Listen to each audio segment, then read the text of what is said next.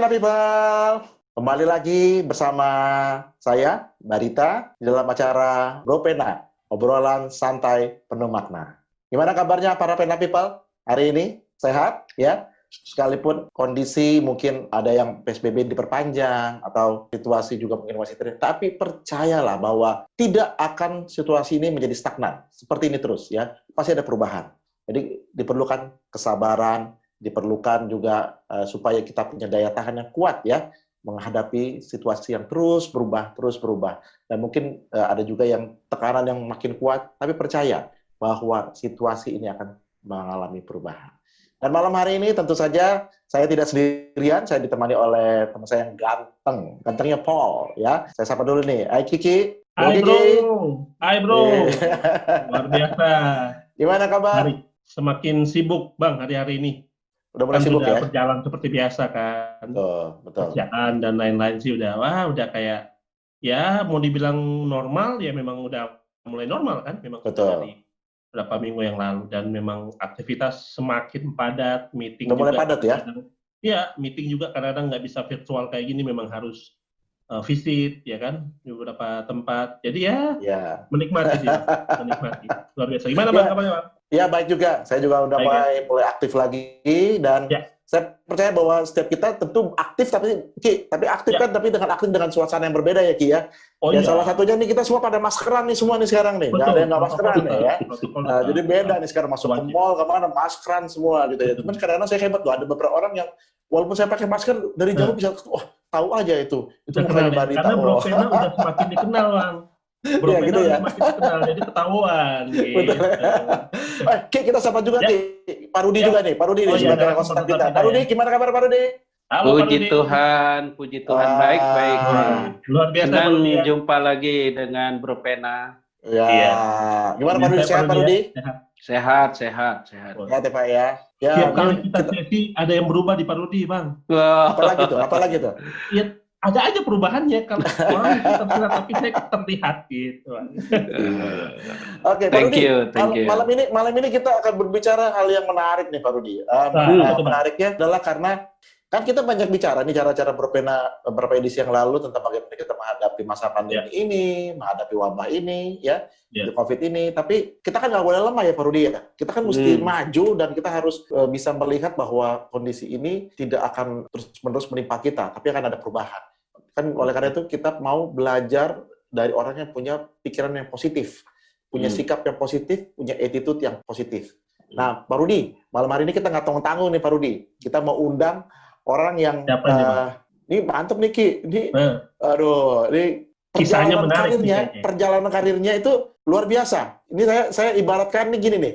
Ibaratkan nih kalau tentara nih dari level pangkat sersan itu paling mentok kan biasanya jadi mayor gitu ya. Tapi dari sersan jadi jenderal nih. Jadi jenderal ini ceritanya nggak mungkin nih gitu ya. Iya, itu rentangnya jauh banget. Tapi dia bukan tentara, dia seorang bankers. Ibaratnya. Betul. Dari seorang teller sampai menjadi salah satu pimpinan ya sebagai eksekutif. Ya, di salah satu bank yang saya sebutkan kalau misalnya sebutkan Bank Sentral Asia, kita bilang BCA. Kita punya teman orang BCA nih Ki. Nah, Pak Rudi, jadi kita mau bicara seorang yang luar biasa ini ya, karena dia mencapai semuanya itu dengan proses yang tidak sederhana dan dia mencapai itu dengan sebuah proses perjalanan yang saya percaya mengeluarkan segala curahan keringat, tetesan air mata dia. Bagaimana dia melewati semuanya itu karena nanti kita tanya-tanya bang. Saingannya kan luar biasa. Iya betul. Nanti ya. Nah kita kenalin dulu ya. Namanya kita sebut ya Pak Hendra Tanu Miharja. Halo, malam Bro Hendra. Malam. Halo Bro.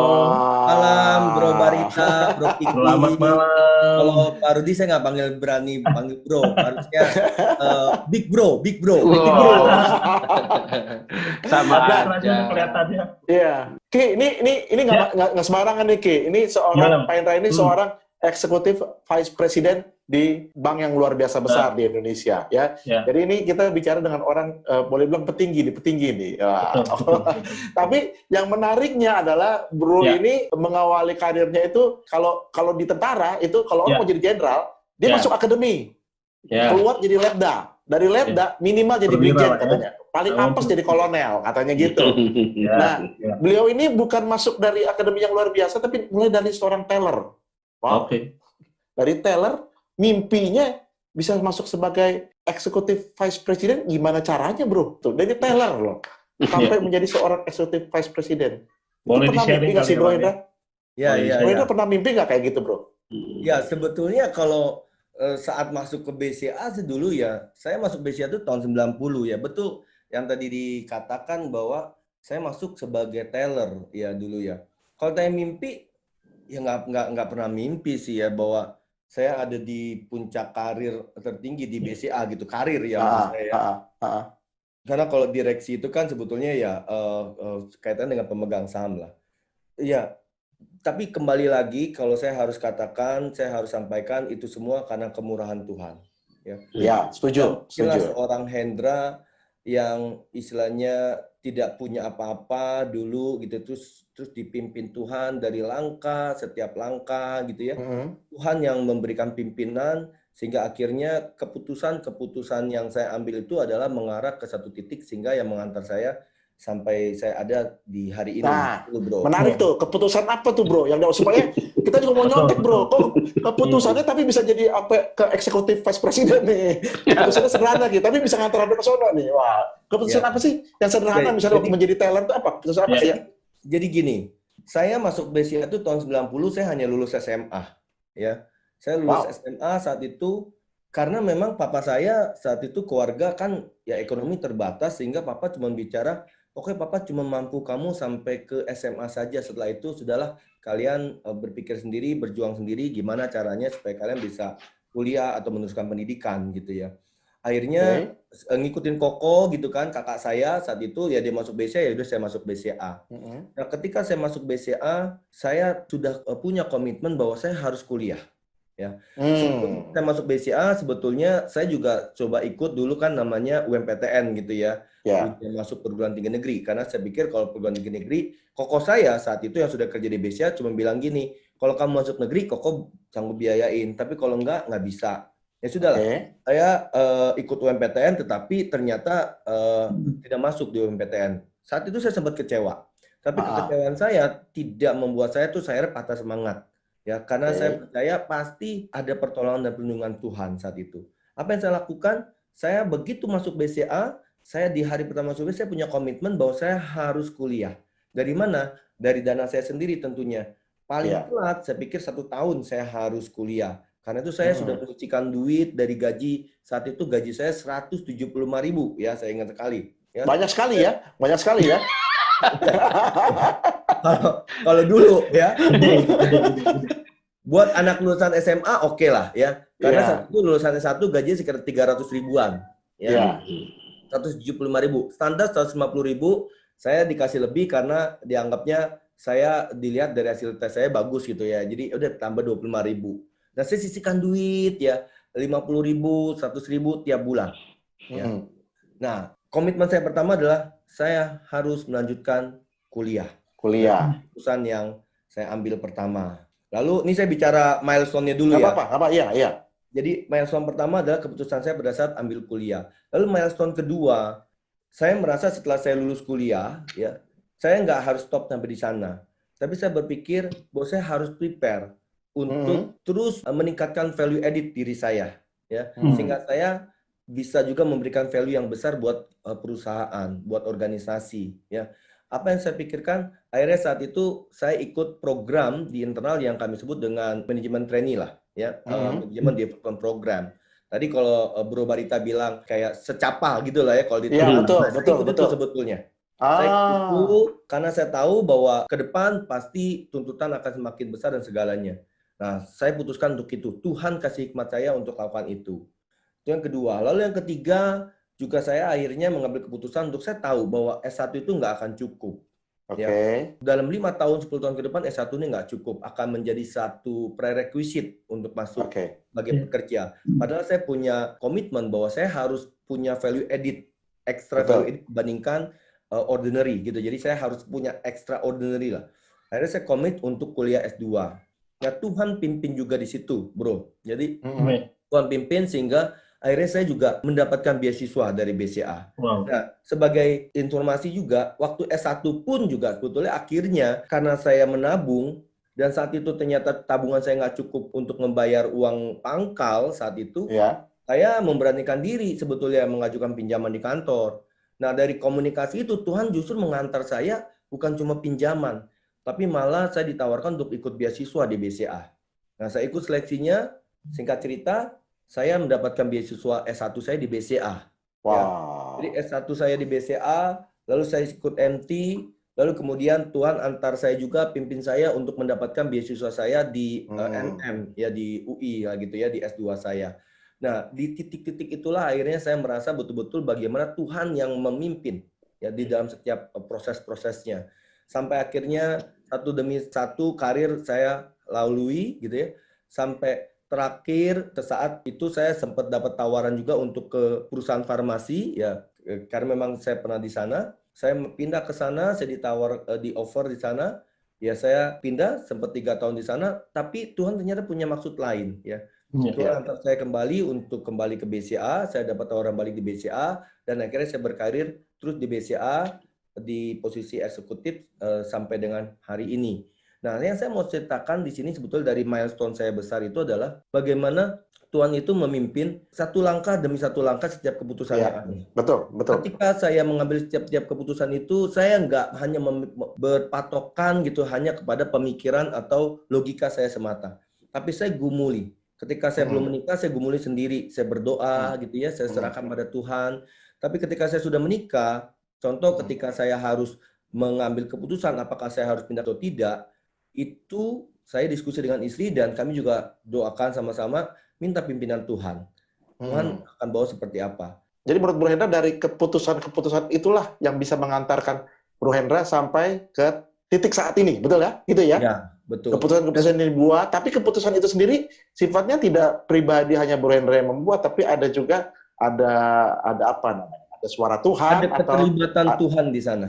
Betul. Jadi ada keterlibatan Tuhan. Ini menarik nih Ki. Jadi seorang yang berhasil itu ternyata tidak membuat keputusannya hanya sendirian nih, ya. Artinya ada melibatkan pribadi Tuhan di dalam. Ya, artinya itu Ko Hendra melakukan bagian dia, Bang. Betul.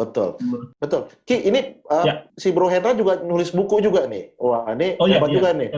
Executive Vice President sempat nulis buku. Kita yang waktunya panjang juga nggak bikin buku nih, Ki. Iya. tapi pelajaran. Betul. Tapi pelajarannya adalah gini. Bro Hendra, ini kan ada buku yang ditulis ya, judulnya Walk by Faith nih. Ya. Dan salah satunya saya coba kutip aja adalah tentang mereduce suara kebisingan. Ya.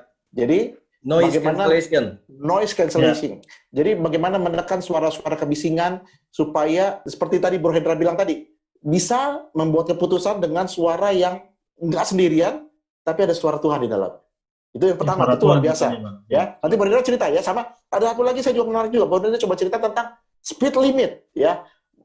Bagaimana ketika berjalan, tapi kita mesti tahu mobil itu ada batasannya. Ada waktunya kita harus tahu ini nggak boleh lebih lagi dan harus. Nah, itu coba Bro Hendra cerita nih, maksudnya apa nih Bro Hendra nih? Coba dengan kaitan dengan pengalaman Bro Hendra sendiri. Ya, jadi gini ya, sahabat Bro Pena ya, Bro Barita juga. Jadi saya melihat kalau yang di noise cancellation itu kita kan itu terinspirasi ketika saya pakai headset ya, headphone. Ada fasilitas noise cancellation-nya. Ketika kita aktifkan, maka suara-suara bising yang di luar itu, khususnya ketika kita naik pesawat, itu suara mesin itu hilang. Ya, sehingga kita bisa fokus kepada suara yang memang berasal dari audio atau dari video yang sedang kita memfokuskan.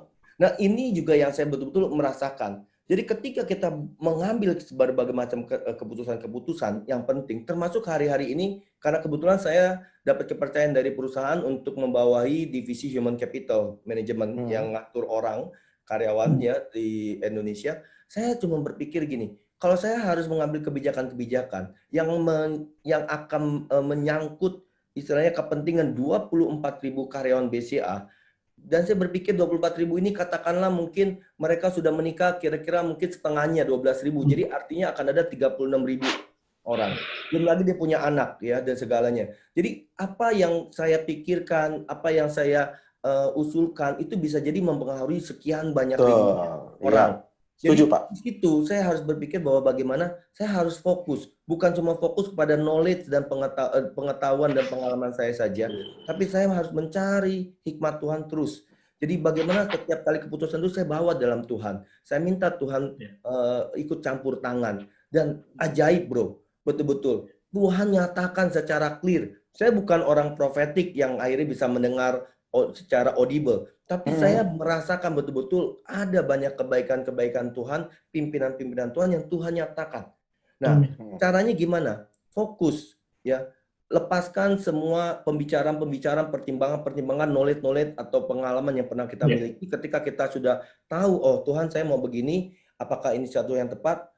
Fokus sama Tuhan dan izinkan Tuhan berbicara lewat apapun. Bisa lewat firman Tuhan, bisa lewat Pak Rudi, ya kan? Lewat sahabat kita, lewat pasangan kita, bahkan lewat anak kita. Nah, itu yang saya alami, bro. Jadi Bro Hendra, jadi maksudnya mereduce suara-suara itu, tapi dengan mempunyai fokus yang satu, gitu maksudnya ya. Jadi pengalaman atau kadang-kadang jujur kita membuat keputusan karena pengalaman juga kan Bro Hendra ya. Kan dulu pernah begini, mendingan begini lagi, gitu kan ya. Tapi itu kita skip dan kita fokus gitu Pak Rudi. Pak Rudi, jadi Pak Rudi. Bro Hendra gitu ya. Ya, betul. Ya, saya pegang apa yang dikatakan Yakobus ya sebetulnya lagi itu. Saya ingat sekali bahwa kita bisa mengatakan, besok saya mau ke sana, besok saya ke sini, tahun ini mau ke sana. Tapi kalau misalnya kita tidak melibatkan Tuhan, padahal Tuhan bilang, nggak bisa loh. Kamu harus katakan bahwa dengan seizin Tuhan. Nah, itu yang saya pegang sebetulnya. Ya, Bang, ini menarik sekali nih ya. Kalau lihat pengalaman Ko Hendra ini, saya teringat dengan Daud, kalau saya bilang. Jadi apapun itu tanya Tuhan. Tanya Tuhan. Kacamata kuda jadinya. Betul. Jadi sempat saya singgung di beberapa edisi waktu lalu ke Pak Rudi juga waktu itu kan. Ini selalu kayak Ko Hendra ini, saya ingat banget karena beberapa waktu lalu sempat lihat juga presidirnya tempat Ko Hendra ini ada wawancara virtual juga. Perjalanannya kurang lebih sama. Yang tadi Ko Hendra bilang sempat dioper di perusahaan yang sebelumnya, terus balik lagi ke tempat yang sekarang sama persis. Tapi yang saya lihat nih, benar nih, yang saya lihat nggak ada ambisi di situ, Pak. Nggak ada ambisi. Nah, ini mungkin menarik nih Pak Rudi. Itu Bro Kiki. Jadi itu yang terkait tadi yang kedua ya, yang ditanyain Bro Barita itu tentang speed limit. Kita bisa lari dengan kekuatan kalau kita punya mobil kata 5.000 cc, kita bisa gaspol. Tapi kalau kita nggak ikutin aturan, marka segala macam, maka itu menjadi celaka buat kita. Potensi sebesar apapun. Tapi kalau potensi itu tidak digunakan sesuai dengan jalur marka kebenaran, apa sih markanya? Kebenaran firman Tuhan, maka kita akan celaka. Percuma Anda punya kemampuan speed yang tinggi, tetapi tidak mengikuti kebenaran. Itu betul. Bro Hendra itu ibaratnya kalau punya Ferrari tetap mesti lihat lampu merah ya Pak Hendra, ya nggak boleh punya Ferrari main hajar aja gitu ya. Pak Rudi menarik nih Pak Rudi. Pak Rudi, coba saya ke Pak Rudi dulu nih Ki. Pak Rudi, menurut Pak Rudi gimana nih? Ini seorang yang tadi saya udah bilang dari ulang-ulang ya, bahwa ini dari seorang dari bawah sampai ke atas ya, ibaratnya dari seorang, kalau tentara tuh dari sersan jadi jenderal nih Pak. Tapi cara sikapnya, cara membuat keputusannya mempengaruhi hidupnya dia. Dan kalau saya boleh bilang tanda kutip, dia pasang kacamata kuda ya, dan kacamata kuda dia pokoknya lihat suara Tuhan. Ini bolak-balik nih suara Tuhan. Ini mungkin para pena people bingung nih. Wah, ini hebatnya jangan-jangan dukun kali ini si Bro Hendra nih. Bisa dengan suara Tuhan nih katanya. Tapi bagaimana tuh bisa pasang kacamata? Karena buat dia katanya pengalaman di skip ya. Dia tetap pengalaman dipegang tapi di skip karena dia mau tahu Tuhan bicara apa gitu. Dan itu yang membuat dia keputusan dia yang dia lalui membawa dia sampai hari ini ada di posisi yang saat ini. Menurut Pak Rudi itu benar nggak sih Pak? Gimana Pak? Kebenaran firman Tuhan, apa kita memang harus pasang kacamata kuda seperti itu? Kita harus cari suara Tuhan seperti itu? Gimana Pak Rudi? Iya, ini memang orang hebat ini. Hebat. Ini orang banyak terobosan hidupnya. Jadi kalau saya lihat, saya perhatikan dia ini betul-betul mengandalkan Tuhan dan menaruh harapannya itu kepada Tuhan di dalam hidupnya. Walaupun dia punya kemampuan, punya pengalaman, punya banyak hal lah. Tapi saya lihat dia lebih fokus ya dalam hidupnya mengandalkan Tuhan. Menaruh harapan kepada Tuhan. Jadi artinya perjalanan hidup dia itu betul-betul berjalan dengan iman. Jadi mengandalkan pimpinan Tuhan, nggak jalan sendiri. Ya. ya, ada pimpinan Tuhan. Sehingga apapun yang dia alami bisa berhasil, bisa gagal, tapi dia akan tetap punya daya tahan. Karena fokusnya dia itu berbeda dengan kebanyakan orang. Jadi fokusnya dia itu benar-benar bagaimana Tuhan campur tangan dalam hidupnya, bagaimana Tuhan turut bekerja di dalam hidupnya, sehingga harapan dia itu hanya Tuhan saja sebetulnya. Sekalipun dia punya kemampuan, punya, ya saya lihat tingkat kepintaran juga Pak. Bro Hendra cukup pinter nih Pak sebenarnya. Pinter loh, S2 UI itu pinter loh. Iya. Nah, jadi terus Parodi. Dia orang yang punya prinsip, ya kan? Saya lihat prinsipnya cukup kuat, ya kan? Yaitu punya dasar, punya fondasi lewat iman, mengandalkan Tuhan, percaya. Jadi situ itu kuncinya dia itu. Nah, kedua, dia punya nilai, ya. Punya nilai yang cukup luar biasa bahwa dia orang yang punya komitmen. Ya. Punya komitmen dan dia punya loyalitas yang tinggi. Dia setia dalam perjalanannya. Nah, kesetiaan itu kunci yang sangat luar biasa. Karena di dalam firman Tuhan, di dalam Mazmur, misalkan Mazmur 31 ayat 23, Mazmur 101 ayat 6, bahwa mata Tuhan tertuju kepada orang-orang yang setiawan. Makanya nama saya Rudi Setiawan. Bisa aja Pak Rudi. Besok saya ganti Pak, jadi Barita Setiawan juga Pak. Jangan Bang, Barita loyalitas. Oke, terus Pak Rudi. Ya, jadi itu kuncinya emang di situ dia. Jadi kita semua bro-bro, ya orang-orang pendengar Bro Pena harus belajar dari Saudara Hendratan bahwa ya dia punya kemampuan, punya tekad yang kuat, punya komitmen, tetapi dia sebetulnya punya prinsip yang terus dia sampai sekarang mau dengar suara Tuhan, karena begitu banyak suara-suara di dunia ini ya. Tapi dia mau cari suara Tuhan, dengar suara Tuhan, karena itu kuncinya keberhasilan. Hikmat Tuhan itu yang membuat orang berhasil. Jadi kita sekarang teman-teman kalau berdoa jangan minta uang, karena Tuhan nggak pegang uang. Ya. Iya, banyak orang minta uang. Betul Pak. Ya, minta rumah, Tuhan nggak punya rumah, tapi Tuhan akan beri hikmat bagi orang yang berdoa meminta hikmat. Ya, itu kuncinya. Luar biasa Pak Rudi. Bro Hendra. Ini tadi Pak Rudi udah bilang nih soal loyalitas nih. Bro Hendra cerita dong sama kita nih, sama para Pena People nih. Kalau saya lihat ceritanya Bro Hendra ini kan bisa bertahan di perusahaan yang sama sekian lama, walaupun sempat pindah sebentar untuk 3 tahun, tapi benar-benar menapak karir yang luar biasa. Dan saya percaya juga Pak Rudi tadi singgung tentang loyalitas, kesetiaan ya, makanya suruh diganti namanya jadi Setiawan gitu. Coba cerita sedikit Bro Hendra. Ini menurut Bro Hendra bagaimana pandangan tentang loyalitas? Ya, mungkin kalau bicara tentang loyalitas, ya sekali lagi gini, saya cuma sampaikan jangan dipandang loyalitas itu akhirnya kita nggak pindah-pindah pekerjaan, nggak pindah-pindah perusahaan, bukan itu. Setuju. Saya pikir bukan itu ya. Tetapi loyalitas itu adalah loyalitas bagaimana kita bisa terus memberikan value kepada, kalau kita bicara marketplace ya, saya di marketplace, kita memberikan value kepada society atau dalam hal ini kepada organisasi. Nah, itulah arti loyalitas.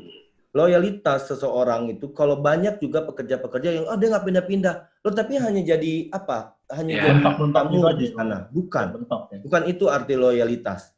Loyalitas di sini artinya adalah kamu atau saya, kita semua tetap memberikan value kepada organisasi. Nah, bagaimana kita bisa memberikan value kepada organisasi dalam hal ini menjadi loyal? Saya cuma punya 2 rumus saja. Yang pertama yaitu agile, ya, menjadi agile. Apa sih agile? Agile itu artinya kita harus tangkas, harus cekatan, melihat perubahan, harus belajar dengan cara-cara baru ya. Banyak teman-teman saya yang dulu seperjuangan masih waktu saya masih retailer, sekarang ya mungkin ada aja ya mungkin ya mereka sudah naik beberapa tingkat, tapi mereka ngomong sama saya gini, wah lu mah enak hoki. Oh, bukan hoki, saya bilang. Ketika saya harus kuliah malam saat itu, saya kuliah malam, terus mereka kemana? Mereka pulang, ya kan? Ketika saya harus kuliah S2 saat itu pulang sampai malam, weekend saya masuk kuliah segala macam, mereka di mana, ya kan? Ketika saya harus bekerja keras untuk membangun karir, di mana? Kan beda gitu maksud saya.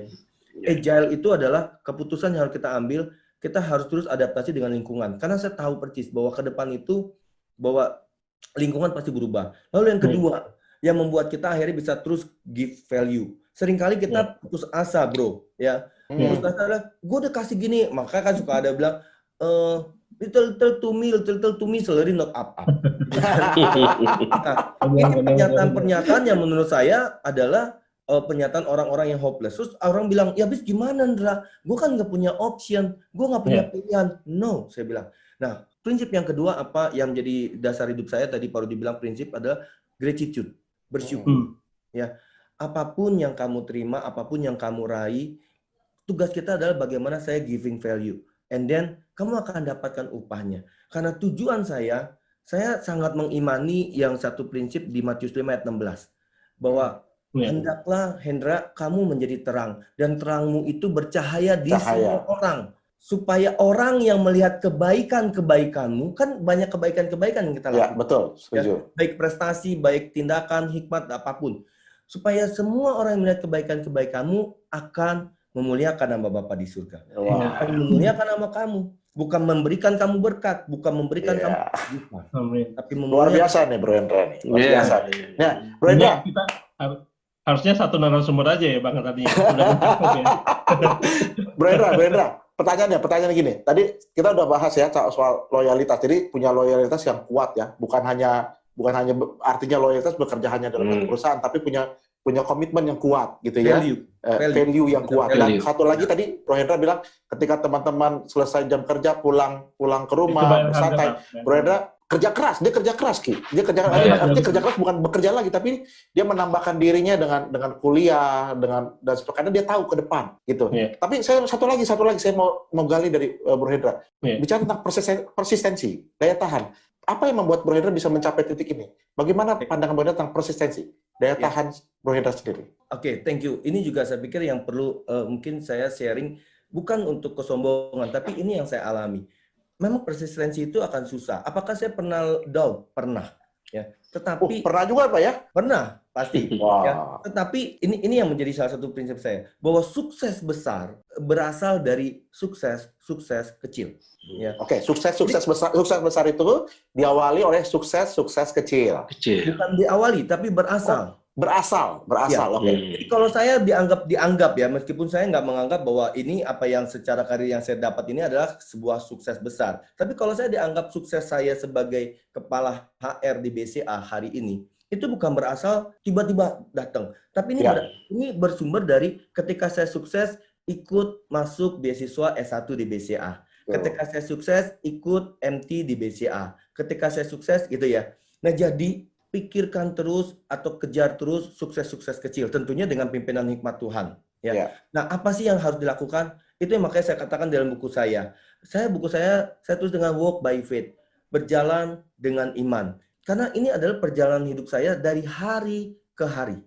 Ya. Iman itu kan harus diproses terus dari hari ke hari. Saya merasa saya harus terus bertumbuh dari hari ke hari. Saya ketika down, saya minta hikmat Tuhan. Dari mana sih hikmat Tuhan itu datang? Sederhana sekali. Dari apa yang saya lihat, apa yang saya dengar, apa yang saya rasakan dalam hari itu.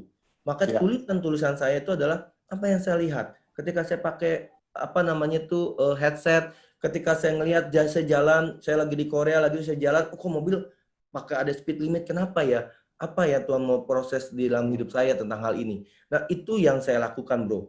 Jadi saya terus membangun kebenaran-kebenaran firman Tuhan apa yang Tuhan mau taruh dalam hati saya di dalam setiap situasi-situasi yang saya temukan. Nah, itu yang saya tuangkan dalam tulisan-tulisan yang setiap hari saya sharing kepada teman-teman. Itu bro, sederhana itu. Benar, sebelum saya ke Pak Rudi nih, ya, biasanya kan orang mengalami pencapaian yang cukup besar, pasti ada pengalaman gagal. Boleh dong, sebelum saya ke Pak Rudi nih, Bro Hendra cerita, ada juga nggak pengalaman gagal? Supaya jangan kesannya, wah kayak semuanya luar biasa, tapi apakah seorang eksekutif, apa tadi Pak? Eksekutif? Vice President pernah juga mengalami kegagalan. Satu aja Pak, yang membuat Bapak bisa struggle, persistensinya kuat. Sebetulnya ini dia yang saya juga terus terang berpikir ya. Apakah saya pernah gagal? Saya rasakan pasti saya pernah. Tetapi ini kok yang nggak masuk di dalam memori saya loh bro. Jujur. Saya pernah gagal, pernah. Tapi nggak membekas di dalam memori saya. Ya. Justru saya menanamkan banyak hal-hal berhasil yang ada dalam memori saya. Tapi kalau ditanya dipaksa-paksa ada nggak? Ada. Tapi di situ justru di balik itu setelah itu ada kemenangan. Saya pernah gagal ketika saya masuk beasiswa S2 di UI ya. Saya ikut tes, ternyata saya gagal di situ, khususnya dalam bahasa Inggris sama tes potensi akademik, nggak sesuai. Tapi saya tetap persisten, saya bilang, Tuhan kalau Tuhan izinkan, saya bilang pasti saya bisa masuk. Tahu nggak mukjizat yang terjadi apa? Saya persiapkan dengan baik gitu ya, tes recovery untuk yang kedua kan boleh tes 2 kali ya. Saya baca buku segala macam gitu ya, saya belajar tes potensi akademik dari Gramedia.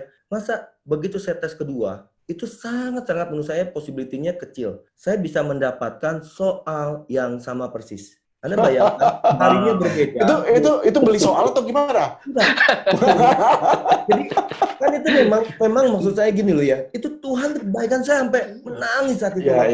Jadi saya begitu saya gagal, yang pertama skornya kurang, terus saya belajar. Saya lihat dari buku kan, saya cari buku-buku di Gramedia, saya pelajarin. Oh ternyata jawaban ini saya ingatkan soalnya kan.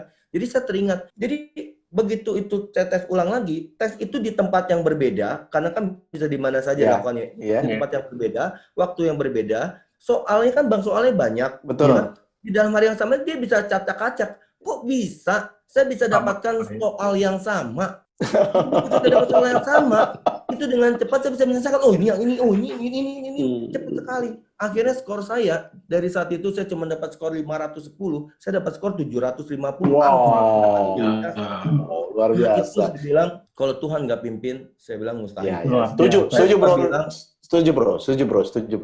Ya. Oke, kita ke Pak Rudi. Pak Rudi nih. Pak Rudi, seorang yang punya pengalaman gagal tapi tidak membekas, tapi dia menggantikannya dengan kemenangan-kemenangan. Wow, ini luar biasa nih Pak Rudi. Ini jarang nih boleh bilang. Kebanyakan orang kan kalau udah luka batin, udah ngenes, misalnya itu terus yang dia direnungkan siang dan malam. Menurut Pak Rudi gimana nih Pak Rudi? Kali ini nilainya beda. Orang yang luar biasa, kerja keras, ya. Ketika orang pulang kerja tidur, istirahat atau pergi ke mana tempat-tempat yang menghiburkan diri, tapi dia kuliah, dia punya juga punya loyalitas terhadap nilai gitu ya.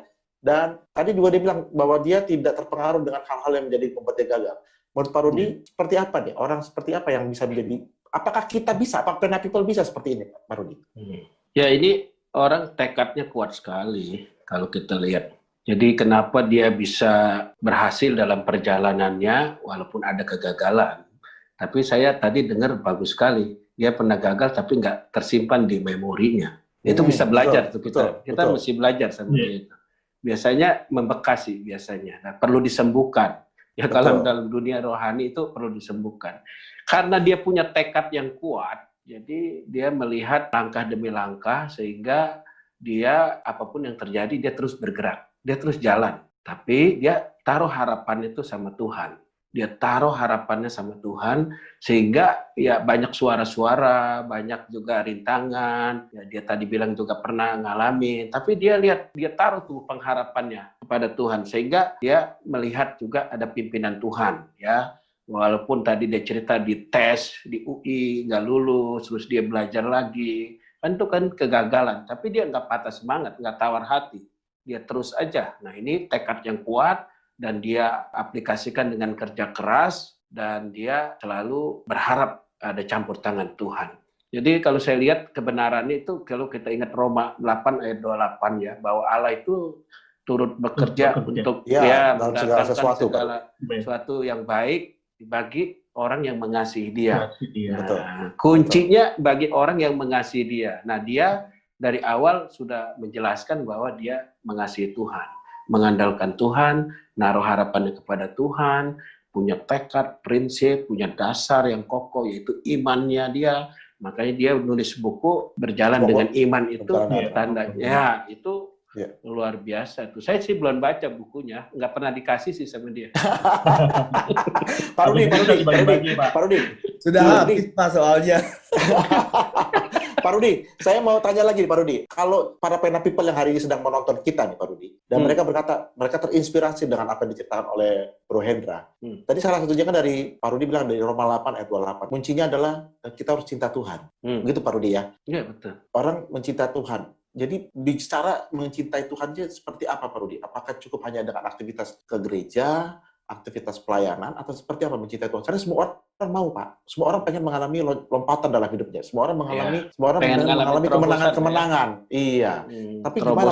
Kan kata Pak Rudi, kuncinya adalah mencintai Tuhan. Seperti apa, Pak?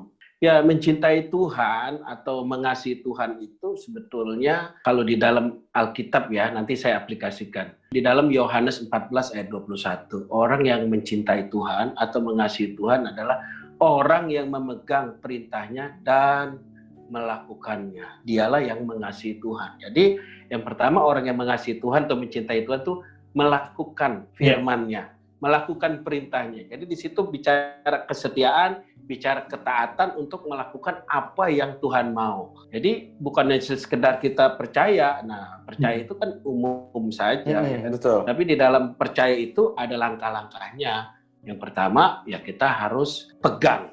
Ya. Banyak orang Kristen tuh cuma pegang janjinya, nagih janji dan mengklaim janji. Betul, klaim janji. Ya kan, padahal nggak pernah bayar premi, klaim terus. Klaim doang ya Pak ya. Iya.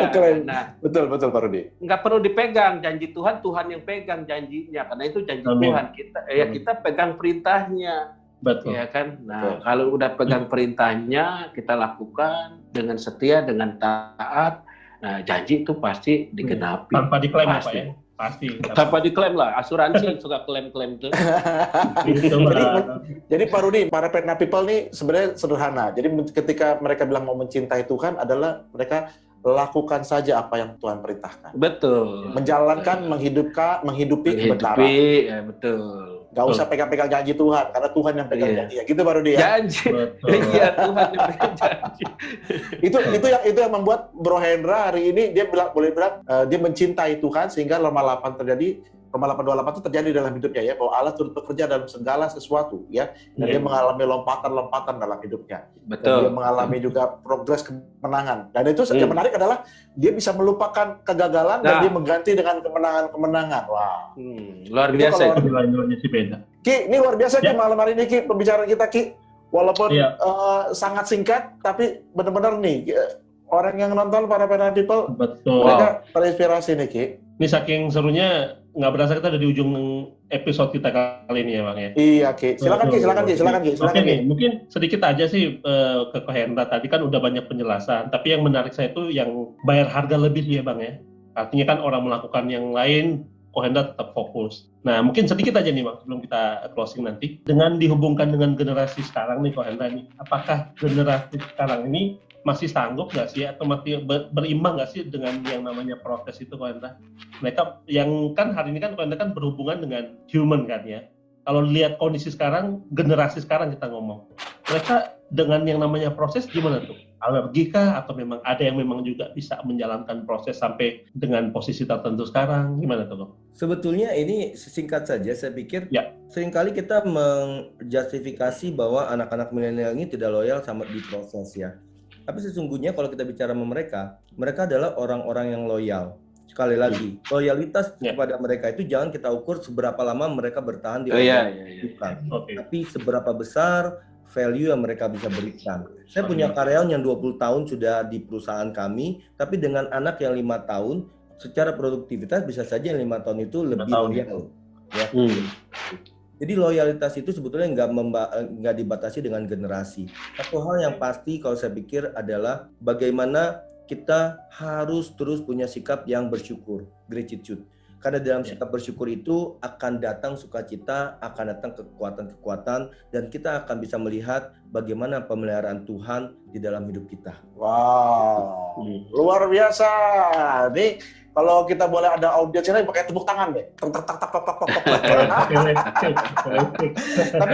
Tapi thank you Bro Hendra. Thank you Bro Hendra, luar biasa bahwa serinya bisa memberikan insight, bisa memberikan inspirasi bagi banyak orang. Dan sekali lagi bahwa situasi ini tidak akan menghalangi kita untuk kita terus mengaju dan mengalami progres dalam kehidupan kita. Thank you Bro Hendra ya. Luar biasa pada acara berpanel kali ini juga. Thank you juga buat Pak Rudi sudah memberikan kebenaran yang luar biasa lewat Roma 8:28 yang akan terus diingat oleh para Pena People bahwa setiap orang harus mengasihi Tuhan.